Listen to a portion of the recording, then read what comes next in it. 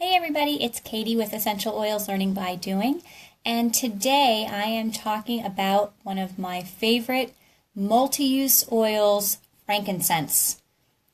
Okay, now frankincense is one of the oils where when I start talking about it, I say, oh yeah, frankincense, this, that.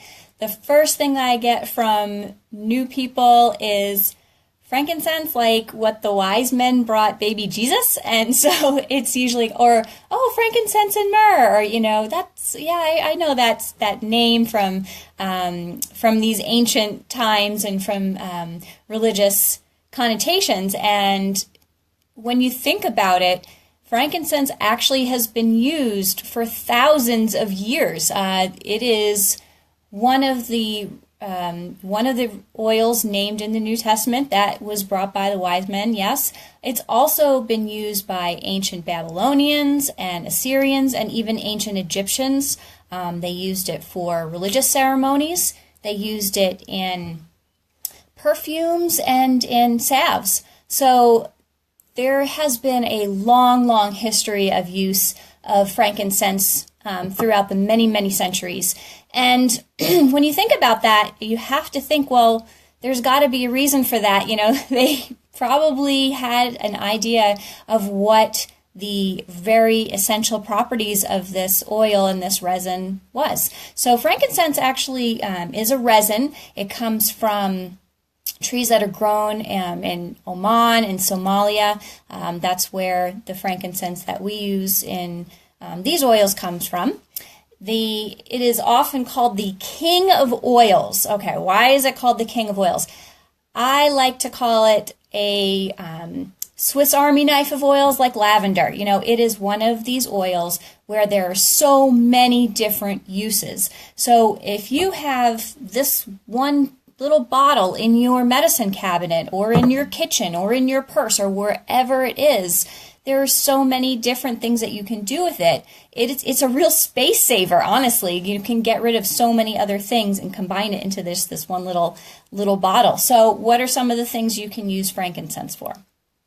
One is skin, anything with your skin imperfections, skin irritations. So probably the most popular use of frankincense is anything having to do with, let's say, scarring or wrinkles or stretch marks. It will help in the soothing and healing of any kind of skin imperfections. So also along those lines, you can use it for any kind of rashes or itchiness. It is helpful in those areas as well. I like to use frankincense especially at night because it is so not only nice on my skin, but it's also very relaxing of a scent. And that's my second way that we use frankincense is aromatically. It is very relaxing and very balancing of your moods. So it is a really nice one at night or when you're nervous or just need to feel a little bit more grounded in your day. Frankincense, it has a really earthy smell. Most people, when they smell it the first time, they're like, oh, it smells like incense. And they're thinking back to, again, it is used in religious ceremonies all the time. And so a lot of people do have that idea of the incense in their head. A lot of people will smell it the first time, you're like, it kind of smells like dirt or whatever, but as you use it, it really grows on you. And I have found this over and over again with so many people, including myself, because once you start to use it, and once something starts to click with you and it starts to work for you, you have all these positive feelings toward the oil because hey, when I use frankincense, I feel better, or this happens, or I feel this. And so the smell ends up becoming this smell because that good things are going to happen when you open that bottle. So another way that you can use frankincense, and I talked about this just the other day in a post, is for pain. So frankincense, I personally like to use for any kind of head pain. Rather than use any over-the-counter medicine, I try to use that as a secondary measure. My first go-to is frankincense, and I will put a drop of this under my tongue if my head hurts. It doesn't taste like wild orange, people. I'm going to be honest with you. It is not the greatest taste. It's not horrible. It doesn't burn. It's not like, having straight oregano or something like that. But it's not great. It's very kind of earthy. But I find that if I put a drop under my tongue and then I quickly rinse it with some water, the taste goes away right away. So it's not terrible.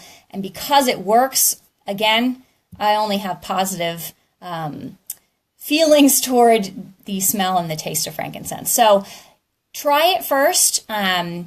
Once you can get out, just make sure you have something to drink after, rinse it down, and I swear, 9 times out of 10, it's all that I need. It's the only thing that I need to go to.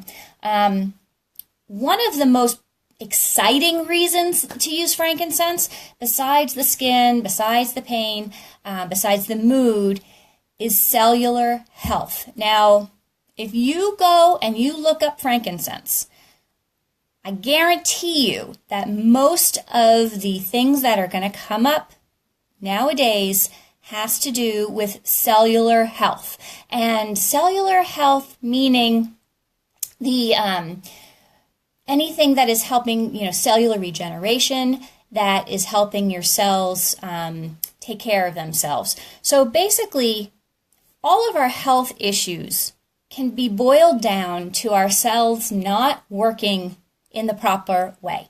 So either your cells are mutated, or they are dying, or they need to be cleared out, or, by being mutated, they're growing uncontrollably and can't be stopped. And they're bad cells that are growing uncontrollably. When that happens, all sorts of bad things are going to happen in our body, in our brains, and they are problems that we don't have the answer for right now. And one of the major research studies is into frankincense and how it can help your body, your brain, and all these systems start regenerating and growing the correct cells and getting rid of those bad cells. The results are very, very exciting, and they're very promising. And it is something that is going to be going forward in the future, I see, in a very promising way. So it's an exciting time. It's so funny to me that something so old and something that's been around for so long is only now being realized, is almost a modern medicine because of the modern research that's being done on the oil and what, breaking it down to its chemical components and seeing what it can do. So I really suggest that you do a little bit more research about frankincense if you're interested in those specific areas of studies that are being done.